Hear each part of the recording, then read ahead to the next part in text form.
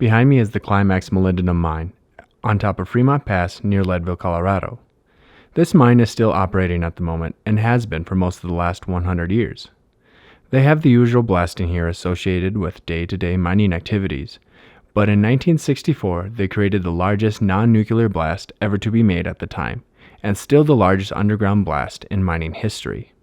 Back before this became an open pit mine, they used a method still used today by a lot of underground mines called block caving, as demonstrated by this drawing. It is where they pull out the ore underground, and as they do that, the mountain collapses on itself, creating what they call in the mining industry a glory hole. Now, Climax had a glory hole near the edge of the mountainside, and on the mountainside was a lot of good ore. Instead of spending money to expand the mine under the ore they wanted, they decided to blast the ore from the mountainside into the glory hole in one big blast. The blast would take 208 tons of powder and dislodge 1.5 million tons of ore into the glory hole. The energy released would be equivalent to 1/5 a kiloton of TNT, a measure usually associated with a nuclear blast.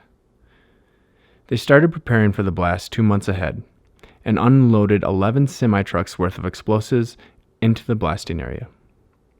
They used 4,000 feet of detonation cord and checked thousands of connections before the detonation. Now, the U.S. government had an interest in the explosion as well. They wanted to use this blast to make a seismic map of the Rockies. They set up seismic stations and atomic clocks all along the Rockies.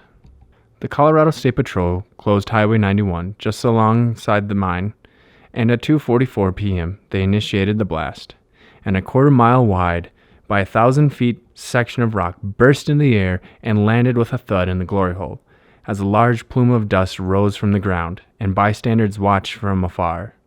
The blast registered as a 2.9 on the Richter scale in Golden, 70 miles away. 2 minutes later, the shock was registered in Pasadena, California, and 6.5 minutes later, the shock was registered in Yellowknife, Canada, 3,500 miles away.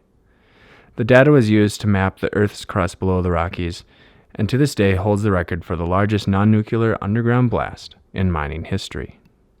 If you're a fan of Colorado and the surrounding area, be sure to check out my other videos and subscribe to the channel.